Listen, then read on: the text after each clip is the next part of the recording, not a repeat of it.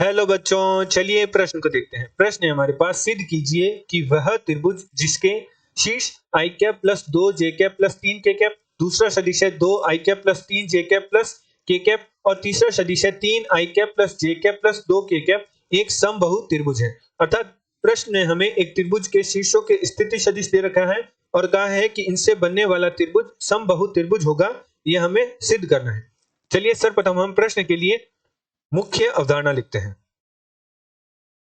मुख्य अवधारणा, तो हमारे प्रश्न के लिए मुख्य अवधारणा हो जाएगी समबाहु त्रिभुज होने की शर्त। समबाहु त्रिभुज होने की शर्त, मान लीजिए एक त्रिभुज है हमारे पास जो कि कुछ इस प्रकार है ए बी सी, जिसकी जो बीसी भुजा है उसे हमने ए सदिश द्वारा, जो सी ए भुजा है उसे हमने बी सदिश द्वारा और जो बी ए भुजा है उसे हमने सी सदिश द्वारा प्रदर्शित कर रखा है।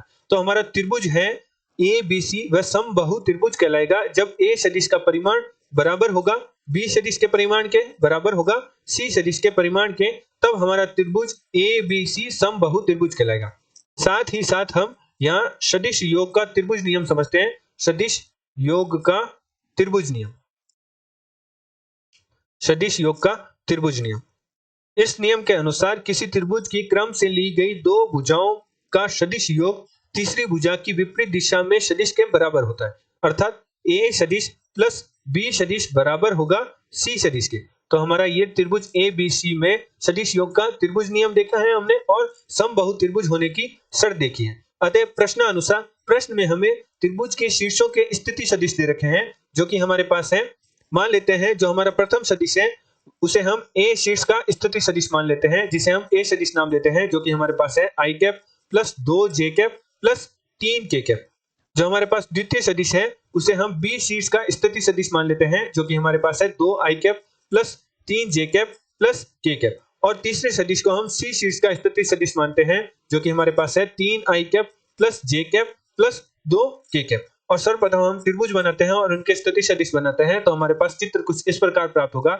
ये हमारा एक्स अक्ष होगा, ये हमारा वाई अक्ष होगा, ये हमने मान लिया ए, ये हमने बी शीर्ष मान लिया, ये हमने सी शीर्ष मान लिया और ये हमारा केंद्र हो गया। और प्रश्न में हमें ए शीर्ष का स्थिति सदिश, बी शीर्ष का स्थिति सदिश और सी शीर्ष का स्थिति सदिश दे रखा है। सर्वप्रथम हम त्रिभुज ए ओ बी में सदिश योग का त्रिभुज नियम लगाते हैं और वहां से हम ए बी सदिश ज्ञात करते हैं, ए बी सदिश ज्ञात करते हैं। तो सदिश योग के त्रिभुज नियम अनुसार त्रिभुज की किन्हीं दो संगत भुजाओं का सदिश योग तीसरी भुजा के विपरीत दिशा के बराबर होता है। अर्थात ओ ए त्रिभुज ए ओ बी में ओ ए सदिश प्लस ए बी सदिश बराबर होगा ओ बी सदिश के। अर्थात ए बी सदिश का मान बराबर हमारे पास होगा ओ बी सदिश माइनस ओ ए सदिश। जहां ओ बी सदिश है वह बी शीर्ष का स्थिति सदिश है, जिसे हम बी सदिश भी लिख सकते हैं, और ओ ए सदिश है वह ए शीर्ष का स्थिति सदिश है, उसे हम ए सदिश भी लिख सकते हैं। तो मान रखकर हम ए बी सदिश ज्ञात करते हैं। तो प्रश्न में हमारे पास बी सदिश का मान हमने माना था, जो हमारा द्वितीय सदिश है उसे हमने बी सदिश कहा था, जो कि हमारे पास है 2 i cap plus 3 J cap plus के कैप माइनस ए सदिश हमारे पास है i cap plus 2 J cap plus 3 के कैप। हल कर हमारे पास ए बी सदिश का मान प्राप्त होगा, जो कि हमारे पास प्राप्त होगा minus i cap plus 2 J cap minus k cap. इसी प्रकार अब हम त्रिभुज BCO में सदिश योग का त्रिभुज नियम लगाते हैं और BC सदिश का मान ज्ञात करते हैं। तो हमारे पास BC सदिश का मान प्राप्त होगा C सदिश माइनस B सदिश। तो मान रखकर हल करने पर हमारे पास BC सदिश प्राप्त होगा।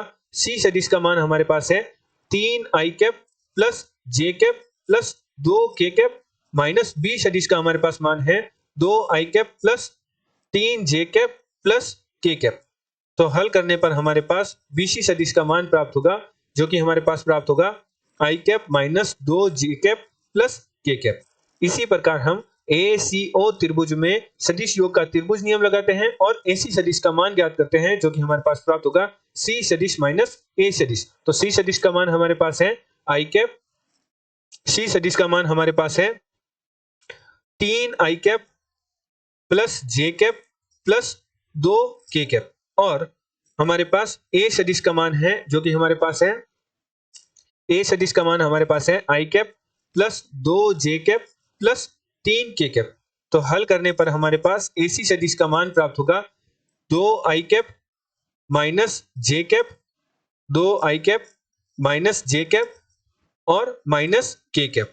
अब हम AC सदिश का परिमाण, BC सदिश का परिमाण और AC सदिश का परिमाण ज्ञात करते हैं और देखते हैं कि इनकी भुजाओं का परिमाण आपस में बराबर है या नहीं। यदि इनकी भुजाओं का परिमाण आपस में बराबर होगा तो हमारा त्रिभुज है वह समबाहु त्रिभुज होगा। तो चलिए सर्वप्रथम हम AB भुजा का परिमाण ज्ञात करते हैं। तो परिमाण बराबर होगा AB भुजा, AB सदिश का परिमाण ज्ञात करते हैं जो कि हमारे पास बराबर होगा वर्गमूल AB सदिश हमारे पास प्राप्त हुआ था minus i cap plus 2j cap minus k cap. तो आई कैप के गुणांक का वर्ग प्लस जे कैप के गुणांक का वर्ग प्लस के कैप के गुणांक का वर्ग। तो हमारे पास हल करने पर मान प्राप्त होगा वर्गमूल 1 प्लस 4 प्लस 1 अर्थात वर्गमूल 6।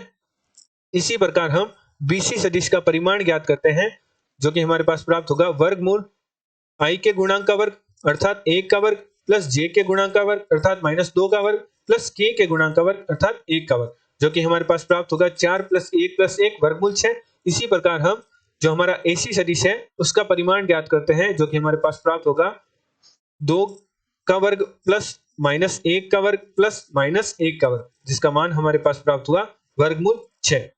अर्थात हमारे पास जो त्रिभुज है उनकी भुजाओं का मान अर्थात जो परिमाण प्राप्त हुआ वो उनकी भुजाओं का मान है वह आपस में बराबर है।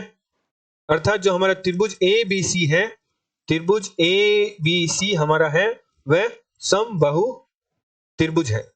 तो मुख्य अवधारणा की सहायता से हमने सिद्ध कर दिया कि जो हमारा त्रिभुज है ABC वह समबाहु त्रिभुज है। आशा करते हैं आपको प्रश्न का समझ आया होगा। धन्यवाद।